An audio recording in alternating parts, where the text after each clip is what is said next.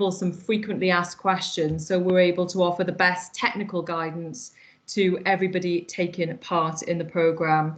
Just a couple of minutes from me then, just to very quickly explain some background, why have we arrived at this idea of doing a challenge fund, why this topic?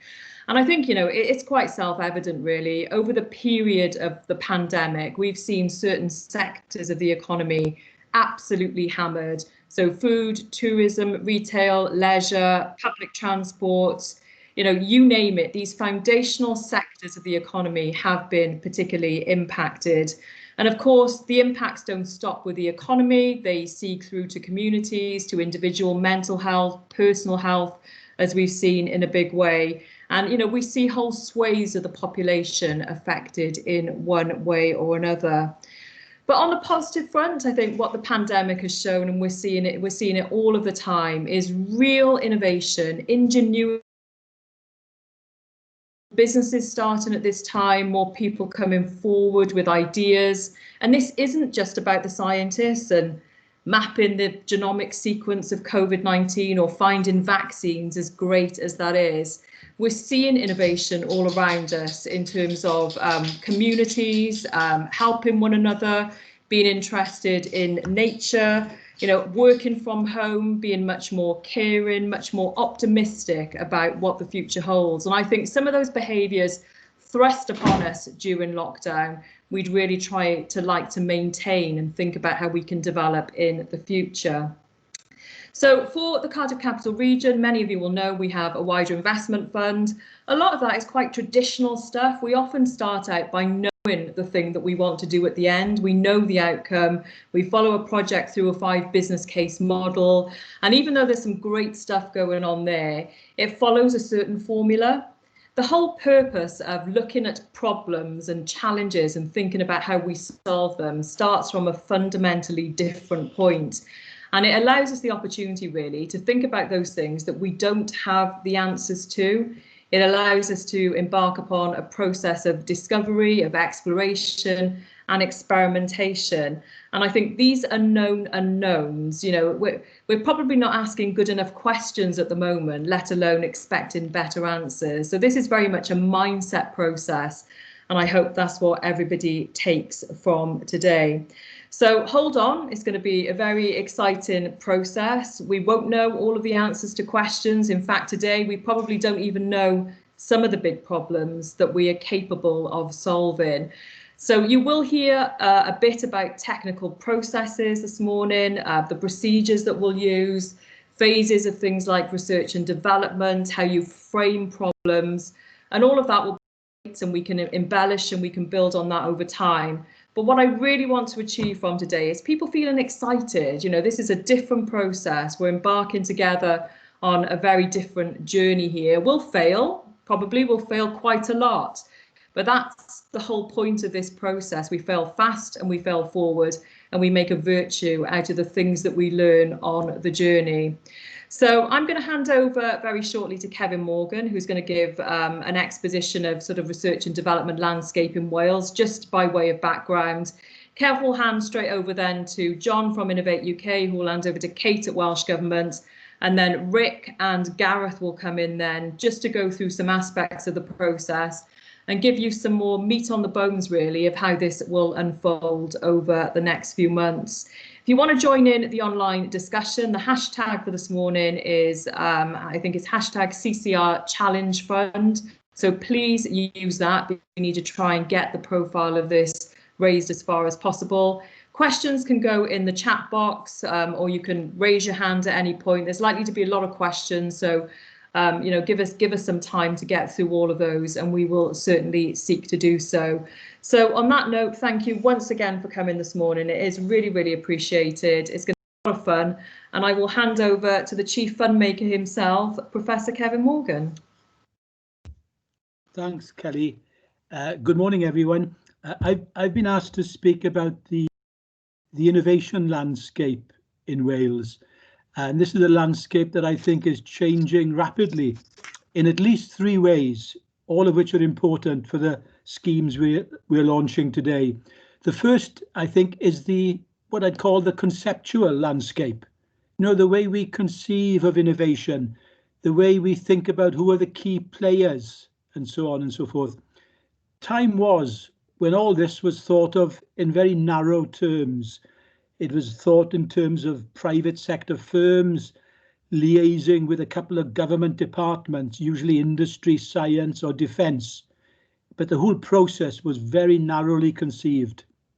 Now, of course, in an era of society, we think of the public sector as an increasingly important player, along with civil society organisations, because social innovation is now deemed to be equally important with technological innovation. If we think in Wales, for example, what we're doing with foundational economy, those are examples of social innovation, it seems to me. The second dimension of this landscape that's changing fast is the policy landscape. And here we need to think about policy in a multi-level sense, because research and innovation, as many of you know, is not a devolved competence. And therefore, we need to think way beyond Wales. In fact, it's imperative that we think beyond Wales, simply because Wales needs to access UK level funds like UKRI funds from Innovate UK, etc. But I also hope that we'll be able to access European R&I research and innovation funds. If we're allowed to do so, depending on the European deal, we'll need to access programs like Horizon Europe. So the policy landscape extends way beyond Wales, and we need to be able to access those different levels of policy and funding. And the third dimension of the changing innovation landscape is the one that I think is changing fastest of all in Wales, and that is the institutional landscape. We are now beginning to see devolution within Wales. For the last 20 years, the debate has been all about devolution to Wales from London. Now we're seeing devolution within Wales as we see the rise of 4 development regions within Wales. And the largest, of course, is the Cardiff capital region. And this is an exciting agenda if we can get it right. And the real challenge, to my mind, on the institutional front is this: how do we secure the benefits of regionalism without suffering the costs of what I might call balkanization? That is to say, where the 4 regions become very parochial, self-referential and inward-looking. So we need to strike a good balance between nationwide initiatives as well as more decentered, locally attuned initiatives within the 4 regions. And that brings me to Cardiff Capital Region's big event today, where we are launching the Challenge Fund, and Rick and Gareth will say more about the details of that in a moment. But I think it's worth saying that the Challenge Fund sits alongside another project called Infuse, a WEFO-funded project on future generation services.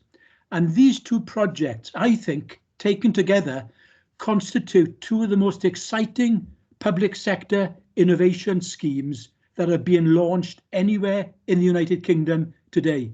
The Challenge Fund is about funding experimental projects and practices to create new markets. Infuse is a capacity building project designed to build capacity, competence and confidence in a public sector that's been horribly denuded by years of austerity. That's why, as Kelly said earlier, that's why these 2 projects sitting alongside each other are so incredibly exciting. Let me finish with a detail on the Challenge Fund. Challenge Fund will fund a minimum of 3 societal challenges identified by the region itself. Among other things, we'll be funding innovation in public procurement, the sleeping giant of innovation and regional development, in my view, because we spend £6 billion every year on public procurement in Wales. And the key overriding aim of the Challenge Fund is to use public sector innovations like this to create new markets and to prove and demonstrate that the public sector can be a catalyst for innovation rather than just being what it's usually been in the past, the last chance saloon to pick up the tab for market failure. On that note, I'll hand over to John. Thanks for your attention.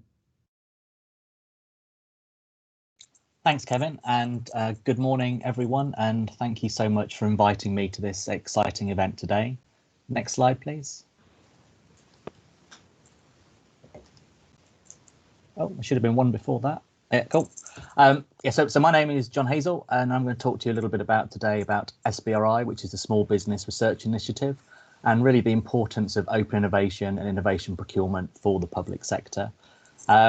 Shameless plug, if you want to follow me on Twitter at John_Hazel, if you're interested in further SBRI competitions and what the rest of government is doing to use this programme, then please have a look on Twitter and you'll see all the competitions published, and there's also a dedicated SBRI website there as well. Next slide, please.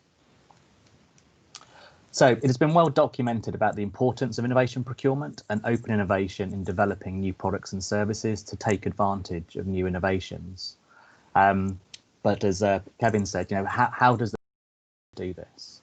Well, one way to run an open innovation program is by using SBRI. So SBRI provides a simple process where the public sector publishes an open challenge that needs to be solved and allows innovators to submit applications to test and develop their ideas through a phased process to manage risk.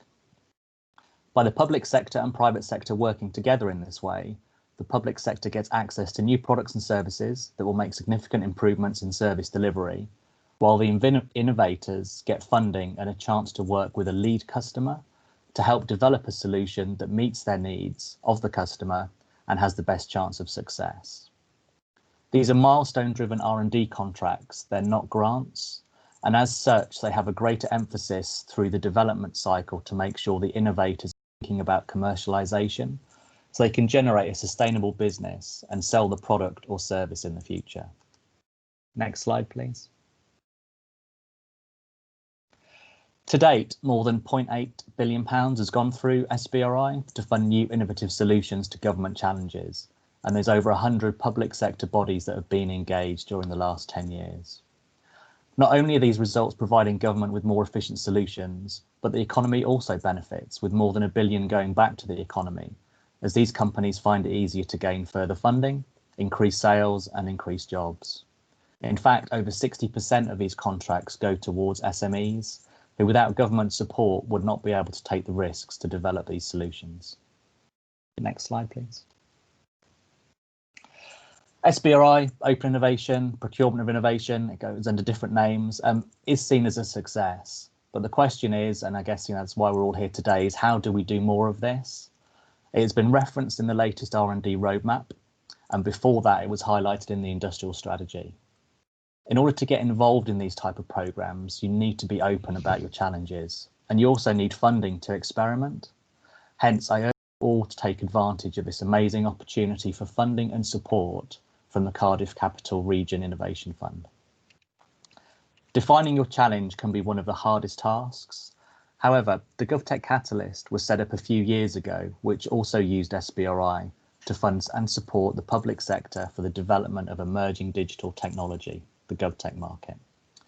Very much like your new innovation fund. Hence, I'm going to show you some examples of those GovTech challenges set by public sector bodies across the whole of the UK to really try and help stimulate your thinking during today, to think about the challenges that you may face and how you can engage with this exciting new fund in Wales. Next slide, please. So one of the challenges with the GovTech Catalyst was from the Home Office. They were looking at new solutions to detect Daesh images online. Next slide, please. DEFRA wanted to look at improving waste tracking. Next slide, please. Monmouthshire County Council wanted to help communities facing isolation. Next slide, please. The DFT and the Royal Borough of Greenwich wanted to look at new ways to tackle traffic congestion. Next slide, please. Durham County Council and Blanno Gwent County Council wanted to deliver better services using their existing assets. Next slide. Mid and West Fire and Rescue Service wanted to help firefighters stay safe in large buildings and also improve their navigation to help save lives. Next slide, please. Northern Ireland Audit Office wanted to use automation and artificial intelligence to interpret risks and data. Next slide. The Home Office and Border Force Detection Services wanted to enhance the use of technologies to ensure quicker and safe travel across our borders. Next slide. Department of Business, Energy and Industrial Strategy and Better Regulation Executive wanted to simplify regulations for business. Next slide.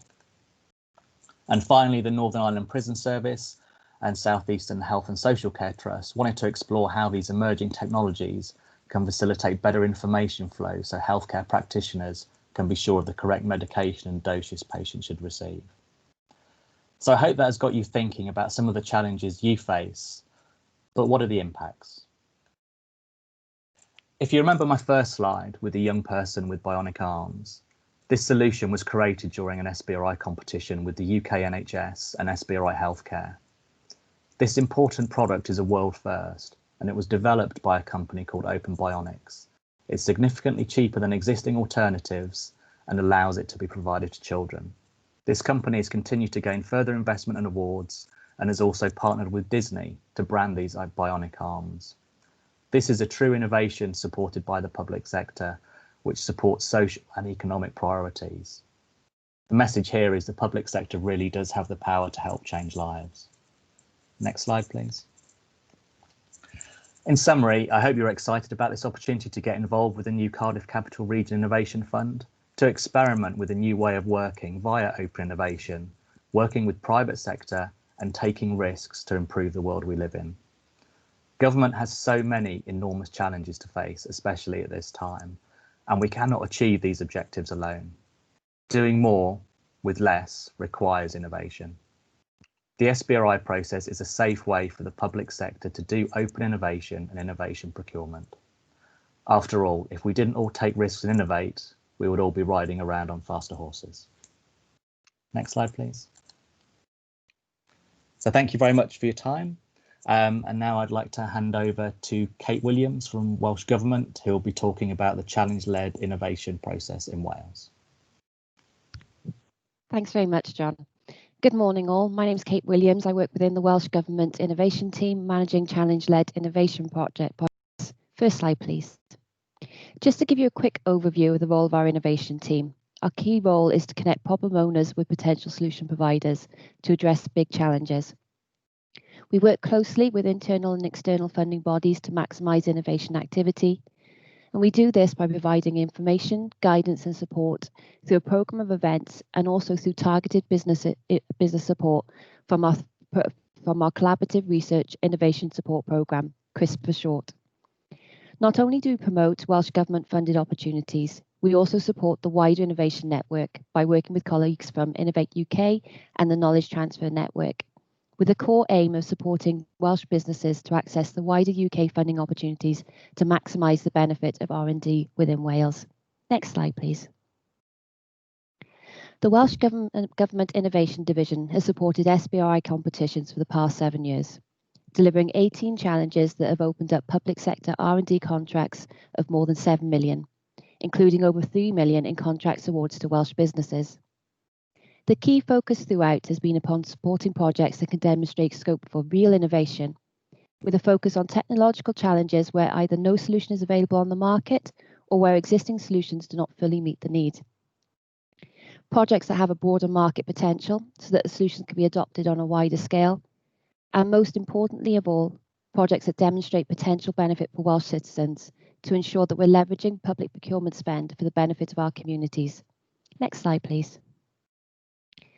To quickly touch upon the wider context of innovation, the UK-wide R&D roadmap published earlier this year outlines the commitment to increase investment in R&D to 2.4% of GDP by 2027. Challenge-led funding in the SBRI process has already been identified as a key lever to improve the use of UK government procurement to support innovation and in turn use innovation to improve public services. Research and innovation activity and funding is currently highly concentrated in certain parts of the UK, and there is an ongoing focus on levelling up R&D across the whole of the UK. Challenge-led innovation has a fundamental part to play in levelling up agenda, not only based on place, but also the equality and diversity of access to R&D funding for all characteristics. Wider use of challenge-led approaches can build upon the existing strengths of Wales, recognising the strong appetite for innovation, which has been demonstrated by the response to our SBRI programme. Next slide, please. Thank you. John has already spoken to you about how the SBRI process works. So I just like to quickly run through some real-life examples of the types of challenge that challenge-led funding has been applied to through our Welsh programme. As I talk you through these examples, you will see both the variety and complexity of challenges that this approach can help address. One of our more recent successes is a challenge that was run by Welsh Government's Food Division. The challenge sought solutions that could improve the nutritional value of food and drink, whilst also reducing cost. This challenge was submitted to the Government Opportunities Procurement Awards and was successful in receiving the Procurement Innovation of the Year Award, as well as the Go Excellence Award. Next slide, please. Just click through those, thank you.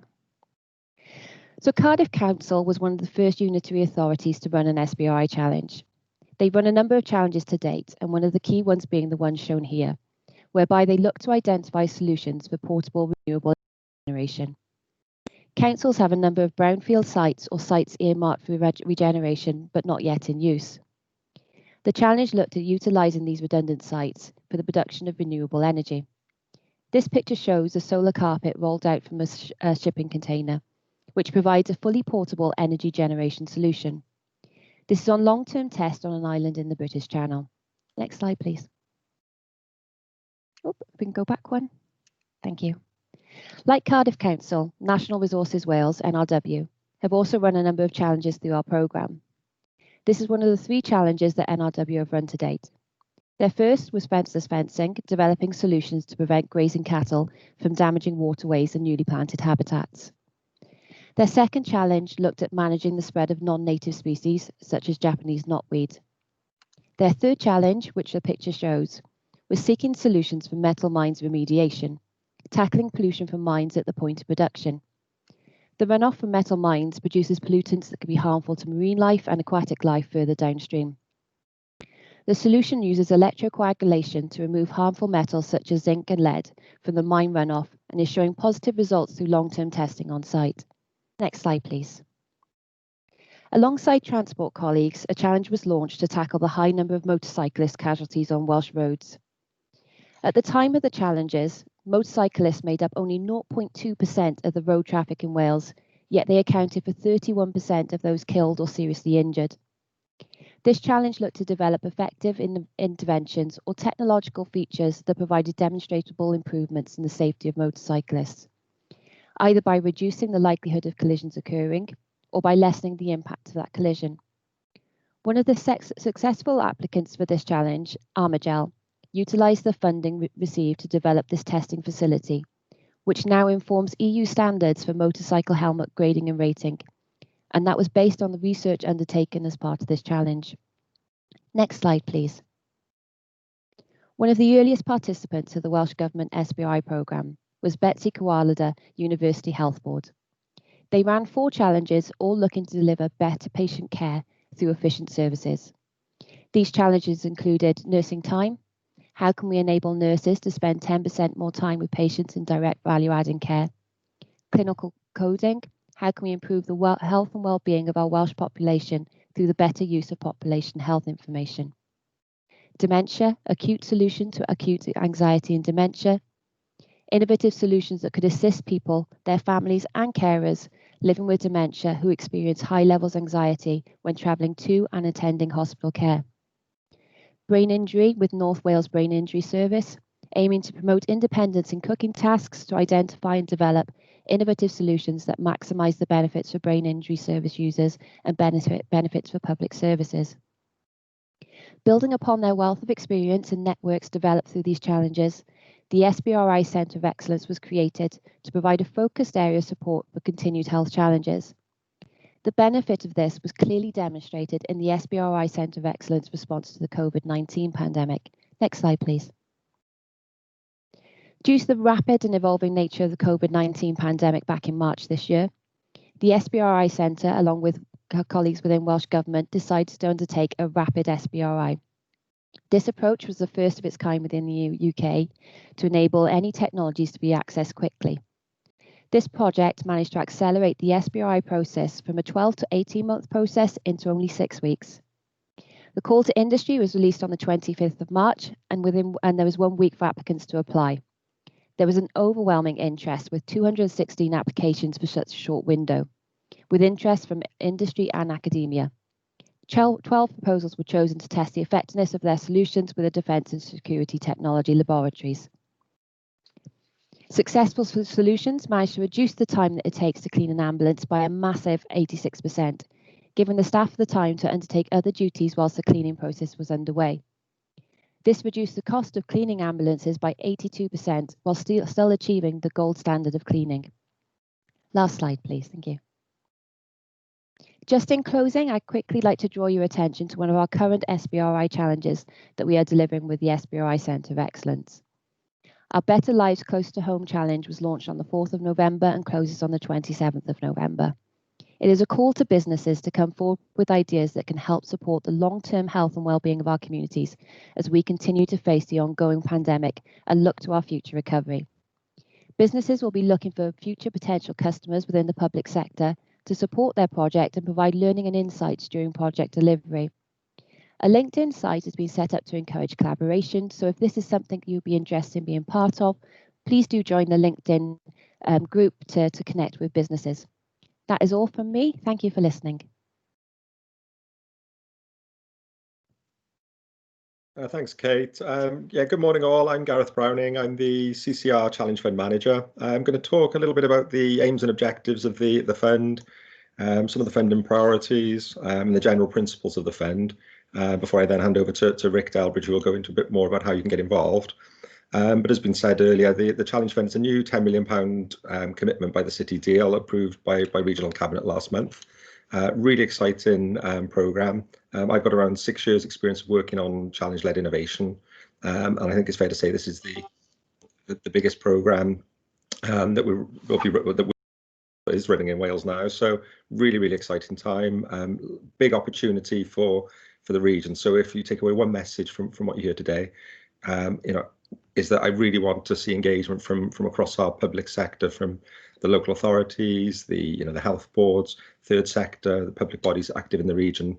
If you do nothing else, just try and make contact with us following this, and let's explore your challenges, and try and drive forward innovation for all of our benefit.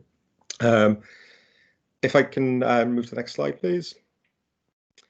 It's a £10 million fund. As Kev mentioned earlier, there's a capacity building programme that's running alongside this. So more information on the Infuse programme will be coming out over the coming weeks and months, and how to engage in that. It's a 3.5-year programme kicking off now, so there's going to be plenty of opportunity to engage. We're partnered with Cardiff University and a lab as our delivery partners, so we've got a great body of expertise actually bringing the Challenge Fund together. Can I move to the next slide, please? So the aims of the fund, it's about building local wealth through creating commercial opportunities across the region, and solving solutions to big societal public sector challenges. So we want to make a significant impact, focusing on those challenges, looking at how we can create innovation, and genuinely deliver economic impact for the region. So this isn't about doing some nice, interesting R&D. It's about taking that R&D through a development phase and actually commercialising the outcome of it. So in 3 years from now, we want to get to a point where, or sooner than that ideally, where we have actually taken the R&D journey right through its course, and actually we can see tangible benefit, particularly in light of the situation with COVID and the challenges around Brexit that we're facing. So really we want people to be thinking about, and I want people to be thinking about the art of the possible, thinking differently, challenging the sort of norms and the conventions that we've kind of and maybe baggage that we currently are constrained by. This is a real genuine opportunity to try and do things differently. Next slide, please. So, back end of July, we went to regional cabinet when we were designing the challenge fund, and we asked the question, what are the priority themes that are facing our region? And 3 priorities kind of emerged from that initial piece of work. That's around supporting and enhancing and transforming our communities, accelerating decarbonisation, and improving the health and well-being of our citizens. So on the slide there, you can see sort of the breadth of the opportunity that the fund provides, from things like foundational economy, looking at food security, food resilience, to looking at our public transport assets and how we decarbonise buildings and transport, things like flood, air quality, importantly things like the future of retail in town centres and the impact that COVID has had. How can we respond to that in new and innovative ways, as well as supporting our local supply chain, linking in with our FE and HE in terms of the skills agenda, and actually supporting the skills development for a more prosperous region. So big opportunities, cutting right across sectors.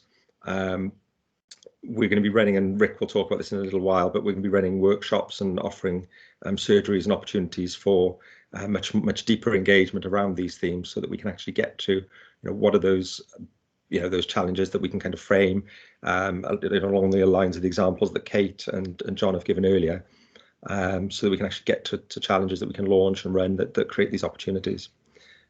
Next slide, please. So in terms of the funding available, I just want to point out this is indicative only, and it's to help give a sense of scale and ambition. So please take that away. This is indicative, and I would urge anyone interested in running a challenge to talk to the CCR Challenge Fund team, to talk to me, so that we can actually help in terms of scaling it, and thinking about the most appropriate methodology for how you deliver the challenge. So we've heard about SBRI, but there's also other opportunities around things like challenge prizes, civic crowdfunding. It sort of sets out how an SBRI might look in terms of the development phases running through feasibility, demonstrator, and the some indicative budgets assigned to that. But this is in no means set in stone. But I just want to get across the scale of ambition. There's a lot of money available that can actually make a big difference if we use it wisely, and if we design our challenges in the right way. So please do talk to the team, and then we will guide you through the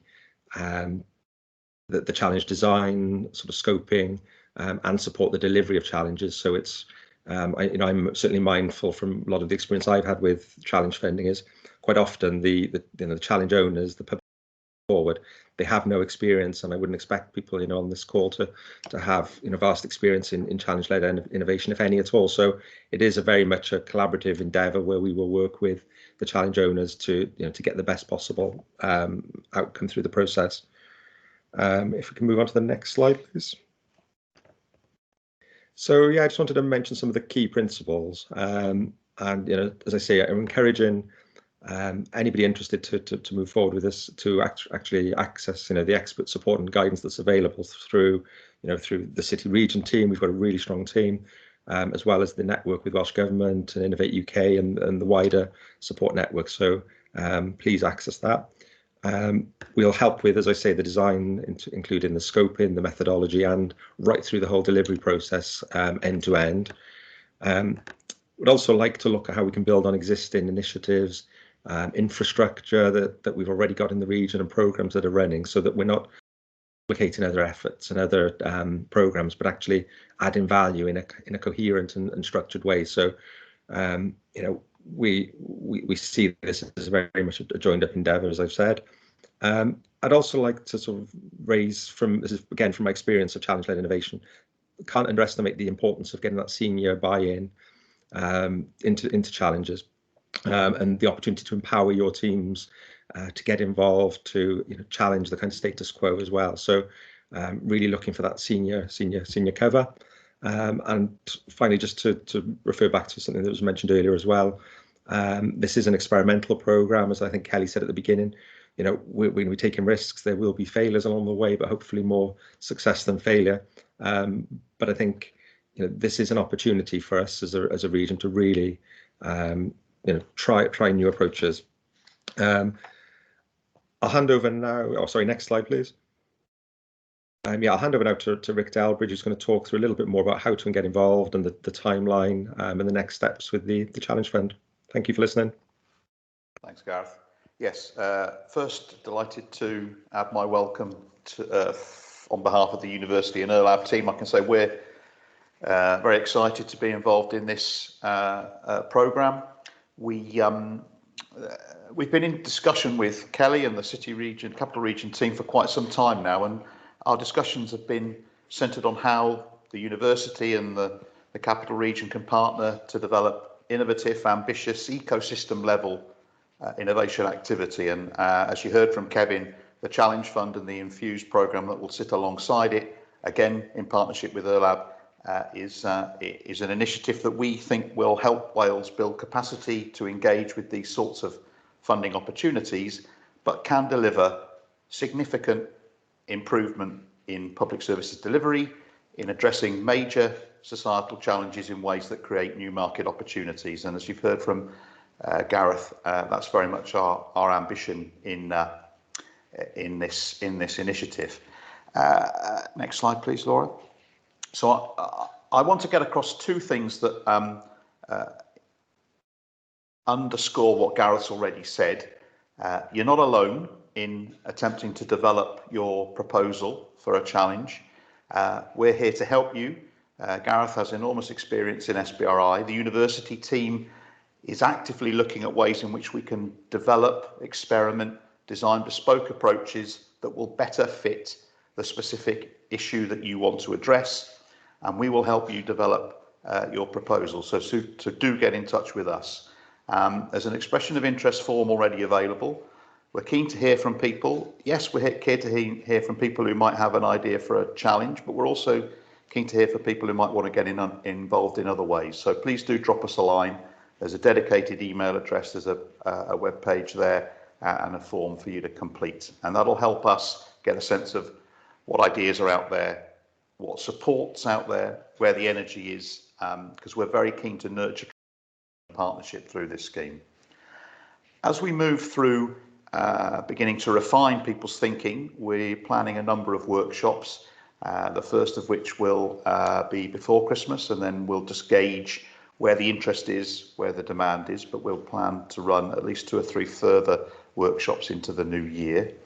And that will build, we hope, a sense of what the opportunity is, what we're looking for through the application process, and who you might be able to work with. And ultimately, the process will involve a formal completion of a funding application to be submitted by the 12th of March. Next line, thanks, Laura. So this schematically represents where we're up to. You can, I think a question's just popped in on the chat. You can complete the expression of interest form at any time, and we're interested in gathering that information. And you can complete it in a pretty open-ended way. We'd be keen to talk to people whose ideas are quite emergent and formative, as well as those who've got a pretty good idea of what they want to do. And we do encourage everybody to complete an expression of interest before they proceed through to engaging with the full application process. As I said, that'll be supported by a number of workshops, and we'll also probably run a couple of drop-in sessions where people who are interested can get involved and meet with the team and discuss their ideas. And we'll work that through with a plan to receive full applications that will be reviewed by the delivery team, by our advisory board, and by the strategic board to allow us to be in a position to determine where our first efforts will be focused. Sometime between April and June, we should be able to announce the first of the challenges that'll be up and running. Next slide, please. So I want to end my presentation with a very quick overview of the key assessment criteria that we'll use. Now, this is, in a sense, getting towards the end of the process before you've started.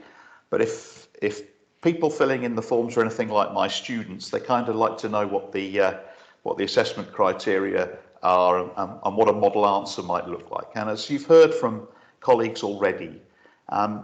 We're looking at significant scale challenges. We want to help you craft and develop the problem in ways that can be truly impactful should a successful solution be developed.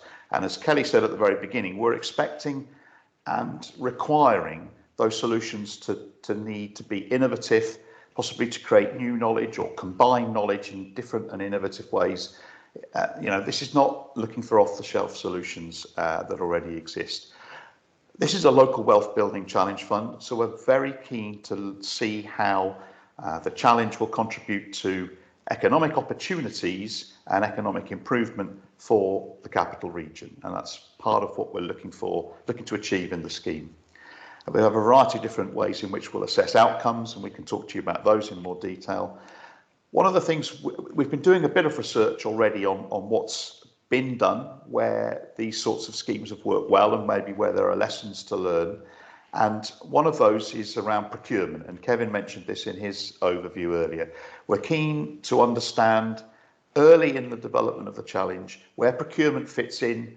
Have you got your procurement colleagues involved in a discussion about the opportunities that might be created through the challenge process? And leading us on to the last of the points, where do we understand that there might be market opportunities here? We realise there are a variety of different aspects to understanding market opportunities that may not sit comfortably with the people who are leading the challenges. And again, we're here to help in terms of thinking through those opportunities and thinking through how the challenge might produce solutions that are marketable and create very significant economic opportunities for actors within our region. And that leads me to my final slide, Laura. Thanks very much. If you just, yeah, there we go. So there's the dedicated email address and the web link to be able to access an overview of the project and the expression of interest form. Thanks very much. I think I'm handing back to Kelly now. Yeah, thank you very much, Rick, and a big thanks to all of our speakers. Hopefully that's given some useful context, both in terms of the purpose of challenge funds, as Kevin outlined right at the beginning, some live examples that we have at a UK level from John, some ones closer to home from Kate, and then some early technical information there that both Rick and Gareth have outlined. And I think, Rick, it's worth reinforcing that last point that you made, that this isn't a scaling programme, because if solutions to these problems already exist, that's a matter of scale. What we're trying to do here is to address gaps in markets where no obvious solution currently exists. So this has to be novel innovation. And therefore, I think that makes this, a really energising and exciting to be aware of and to be part of.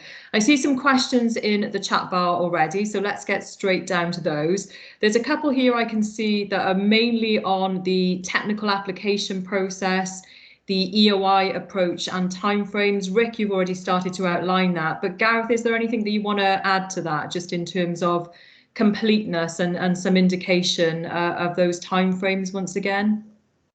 Yeah, thanks, Cal. I think as Rick has alluded to, the process involves an expression of interest, and that's open now. So the first thing I would encourage anybody interested in getting involved to do is complete that expression of interest as the first point of contact. We've got a window between now and the 12th of March where we don't want this to be a closed process. It's an open process. So what we'd like is get those expressions of interest in. The CCR fund team will actually work with you as prospective challenge owners to explore what the methodologies that are available, how they could best work for the challenge that you're facing, actually help you in actually completing the application documentation. So this isn't we want to provide advice and guidance on that. So I think don't sort of think it's a closed process where you put a bid in for some funding and you get a decision in a few months' time. That's certainly not what we're trying to do. So yeah, please complete the EOI. If you can't complete all the questions in it, don't worry about it. Just get something in. Get it in touch with us, and we will handhold you through the process. first frame the problem. It's nothing like the problem or the challenge that you end up with. Sometimes it takes iteration and constant evolution to really refine the exact nature of the problem to be solved. So as Gareth said, that's very much an iterative process we will engage on continually. A question from Stephanie, a really good point about safeguarding and protection of intellectual property, and how we can have positive dialogue around that in the initial stages. I mean, usually the IP is the product of the company or the startup that usually comes up with the solution. But I guess we're quite open in this case, purely because as well as coming forward as challenge sponsors, there may be the opportunity as well to act as a first customer and provide that commitment if a relevant product is able to be brought to the market and used by a public body. But I guess, Gar and Rick, we're open really, aren't we, in terms of IP? And it really does depend on the situation, and it does depend on the challenge and some of the solutions forthcoming. Yeah, I think that's fair, Cal. I think there'll be, with certain models, so if you take the SBRI methodology, IP that's generated does have to reside with the companies that are developing the IP. So there's certain state aid rules which govern, how we have to actually run the challenge. But that said, we can apply different methodologies. So we could look at more grant-based challenges, such as the Nesta Challenge Prize approach, which some people may be familiar with. We've got, the door is open for things like civic crowdfunding that we could look at. So depending on how we structure it, there is, IP state aid will be a consideration that we'll have to make in terms of the how we frame the challenge. But because we've got the benefit of, years of experience from Welsh Government, from Innovate UK, from Nesta and Elab, we've got, expert researchers, experts in procurement. So we're really in a good position in that we can ask a lot of those questions and then design a challenge that doesn't constrain us, and actually allows that flexibility. I hope that kind of makes sense. Rick, did you want to add anything to that, or is that covered? Yeah, no, I think that's grand. Okay. I would just respond to another of the questions that's popped up in the chat there around collaboration. I wouldn't say we are prioritising collaborative challenges, but we're looking for how we can ensure that the challenges we support are impactful at scale. And we will certainly be looking to try and nurture and support collaborations and partnerships where they make sense. So I wouldn't put it in terms of preferring one or the other, but certainly we're keen to explore the potential for collaboration through this fund. Yeah, absolutely. A really interesting question there as well, everyone, from Keith about scope for getting into the implementation gap. So how do we make sure that we tie up very high level challenges to public sector challenge owners, and then the businesses, the startups, the clever, talented individuals who may even be working from their back bedrooms? And Guy, you mentioned on one of the slides some of the civic crowdfunding opportunities and some of the resources that we're going to make available at a community level. Is that the answer to the question that Keith poses here? I think it probably is, Cal. I don't know if I need to expand on that. It's making the connections, isn't it, and making sure that we break those things down, I think, which we're very open to, Keith, and very open to further ideas. But I think the idea of making some funding available for the civic level innovation, not just assuming some of these solutions will come from big industry or business, it is going to be really, really important. So I think there is, a big job of work to do in that space. Okay, so Dave's question then, in terms of preparing the local supplier base to engage with a different kind of procurement, challenge-driven procurement. Does anybody want to comment on that?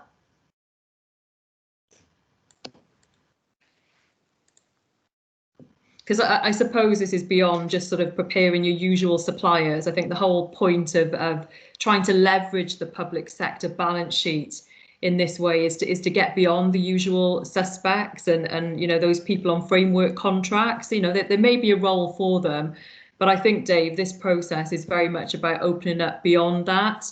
So there's work to do with the existing supplier base, probably at a local authority level, but that's just one part of a wider market that we now need to attract. And it could be that there's just an individual out there with a great idea, and this process is about helping that idea come to market. So I think community level engagement, liaison with schools, learning establishments, all of that is going to be part of the process that we undertake. I think, so question. Sorry, Kath, Yeah, go on, no, carry on. The important thing is when we go live with our challenges, I think it's how we manage that message to industry that we, and certainly with a lot of the SBRIs that I've been involved in, we don't want to reach out to, I'll say, the usual suspects. We need to promote our challenges in a way that appeals to other markets. And what we've seen in the past is companies that might be working heavily in the automotive sector have got technologies that are transferable into the health sector, for example. So by reaching out to that broader market, not constraining our thinking in terms of we know the answers when we go live with challenges. I think that's the difficult thing that we all, I've got 6 years or whatever experience, and I still trying to think, well, what is the solution to this going to look like? And I think we've got to kind of get out of that mindset and then allow sort of the market to react to the exam question that we frame for them.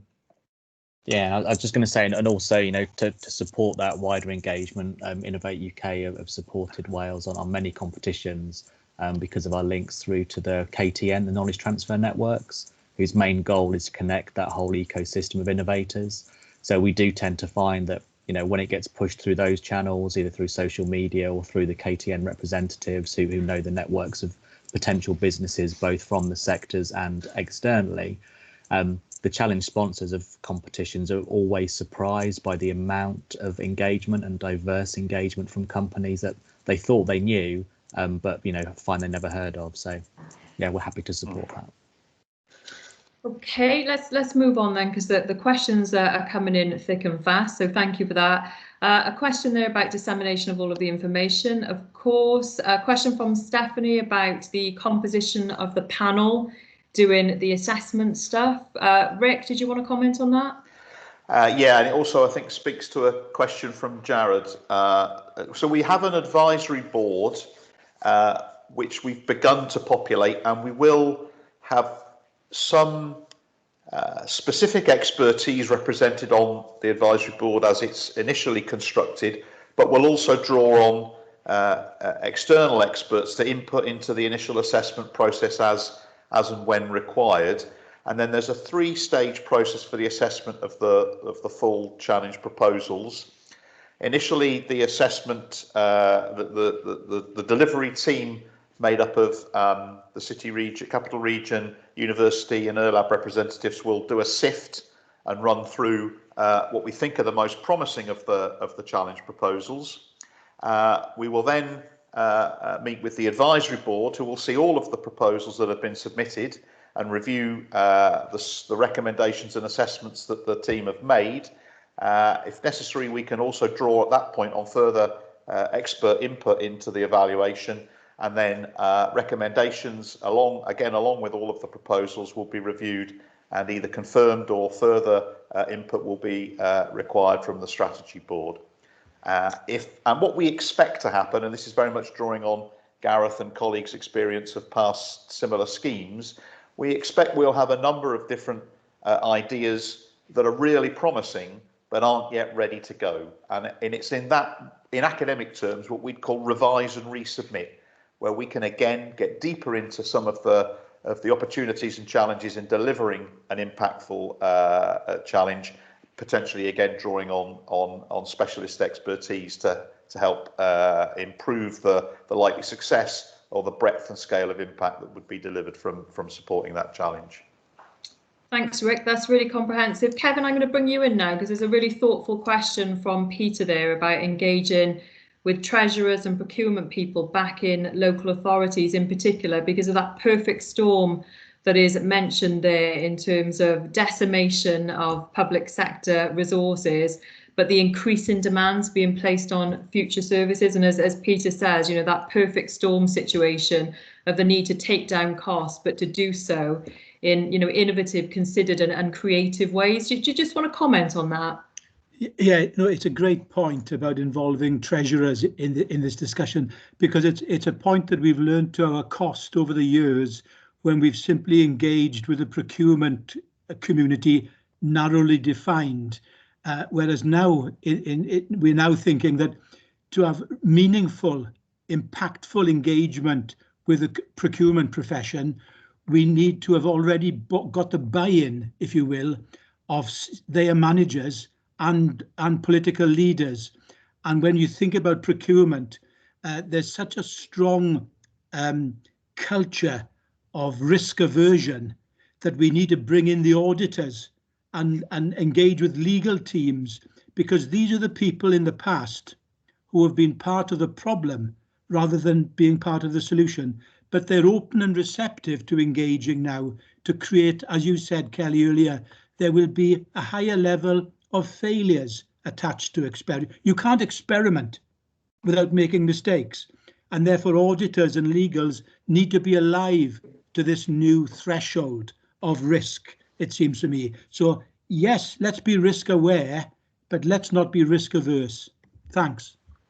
Absolutely, Kevin. I think the tolerance threshold for sort of failure in these times, you know, it can sometimes be low. But I think, as John said earlier, that the frameworks that we've established are procurement compliant. So this enables us to take risks, be very experimental, be very curious and try things without that fear. You know, this process has your back, in other words. And I think that's a really important sentiment to take with you today.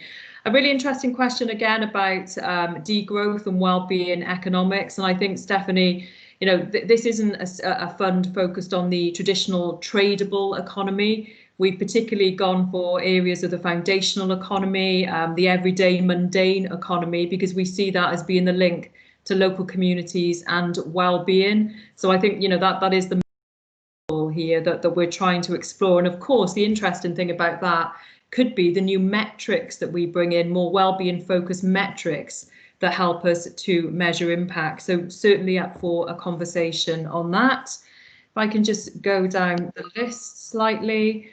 So yeah, there's some details to share with Jared there in terms of the level of peer review. Clearly we have academic partners on board that will help us with that process, so that we're not just running a challenge fund, we're documenting the learning journey, because this won't be the only challenge fund that we run. We want to do more, but it's really important that we learn from this process. So all of that will be documented and shared. Will we link together potentially similar challenges? Does anybody want to comment on that? Because I suppose it very much depends on the challenges we get. Yeah, if I can come in there, Kel, I think, yeah, most certainly Mike's question, wasn't it? I think if we get, you know, expressions of interest coming in and they're in similar areas, we'll look to match make if it's appropriate. We'll also look at, you know, the wider kind of Welsh and UK context as well. If there's other similar challenges that are being worked up in other areas, there is scope that we might match up. We might even, you know, look at how we leverage funding from other partners as well. So, you know, it's in some ways it's going to be reactive to the challenges that I'll say, you know, the people on this call and the potential challenge owners in the region put forward. We'll react to that and we'll find the most suitable way of delivering and forming those partnerships and collaborations as kind of need dictates, I guess. I hope that answers the question. Okay, yeah, there's a really good point from Ellie as well about starting small. And I guess, Ellie, that's the purpose of having initial phases of research and development. So we take ideas, I suppose, through the funnel and through a filter, and then we get gradually to something that's capable of being taken through the remainder of the process. So yeah, you're absolutely right. We start with kernels of hope and they get refined and iterated as we go through the process. Tom's made a really good point there about well-being being a huge challenge, as I'm sure we can all empathise with in the Wales NHS, which Tom could, you know, be a great area for a potential challenge proposal. And Steve, let me just see what you've said there. So collaboration across public sector partners, I think we've answered that. And then the last question there is innovation adoption across public services and potential for scalability. And again, I think that's a really good point, because we heard earlier from Kate and John of fantastic innovations, brilliant stuff coming out of SBRI.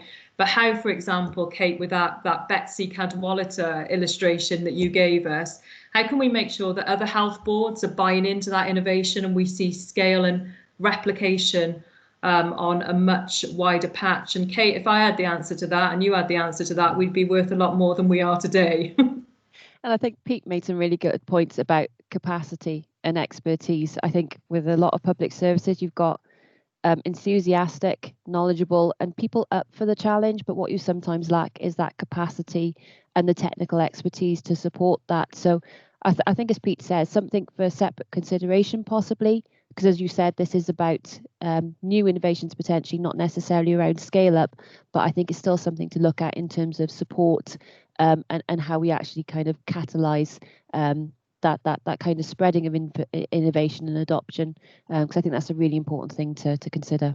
Yeah, I think the dissemination and distribution aspects to what we're talking about do merit some consideration. And Rick and Kevin, and hopefully learning from your experience, John, that's something we can build into the next stages of the process. So I think that's it, unless anybody else has any burning questions. We will try and capture everything that's been asked of us today, all of the answers back, along with the slides, into a comprehensive set of frequently asked questions. We will also make the live recording available. But I think what I probably want to reiterate most of all really is, just pick the phone up. We're a very accessible team, very committed to trying to get this right, making the process as engaging and accessible as we possibly can. So, don't think we have all of the answers and this is going to be perfect, because we'll be learning as we go. So any ideas or input that you want to give, anything that you think we haven't thought of, anything that you want to offer in terms of added value or any contributions, please feel free to do so. This has to be about collective endeavour, and I think what we've really started to achieve this morning is a really strong sense of shared purpose. So it's going to be an exciting process, as was said by all of the speakers. We are looking to procure invention and innovation here, but we're looking to do it through innovative public procurement that really works hard at solving societal problems. So please work with us. It's been a great first session, and thank you for committing an hour of your lives to it this morning. And we'll catch up with you all soon. So big thanks to all of the speakers, and a big thanks for you for contributing in the way that you have. Thank you very much, and we'll see you again very shortly.